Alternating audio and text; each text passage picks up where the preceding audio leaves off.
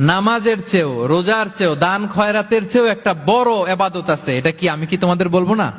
সাহাবারা তো অবাক, নামাজের চেয়েও বড় ইবাদত, রোজার চেয়েও বড়, দানের চেয়েও বড়। ক্বালু বালা ইয়া রাসূলুল্লাহ। সাহাবারা বললেন অবশ্যই হে নবী, হ্যাঁ আপনি বলেন সেটা কি? বিষ্ণু সাল্লাল্লাহু আলাইহি ওয়াসাল্লাম বললেন ইসলাহু যাতিল বাইন, বিবাদমান দুই গ্রুপকে মাঝখান দিয়ে যে মিলিয়ে দেয়া। নামাজের চেয়েও বড়, রোজার চেয়েও, সাদাকার চেয়েও বড়, মিলায় দেওয়া। আমরা মনে করি সেজদা দিতে দিতে কপালে দাগ ফেলে দিছি, এটাই তো বড় ইবাদত। এটা তো নিঃসন্দেহে বড় ইবাদত। আমরা মনে করি হজ করতে করতে শেষ করে ফেলতেছি, এটাই বড় ইবাদত।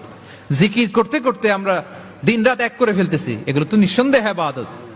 কিন্তু দুই ভাই বিবাদমান দুই গ্রুপের মধ্যে আপনি যদি মিলিয়ে দেন, এগুলো নফল রোজা, নফল দান, নফল সালাতের চেয়েও বেশি সওয়াবের কাজ। পড়েন সুবহানাল্লাহ।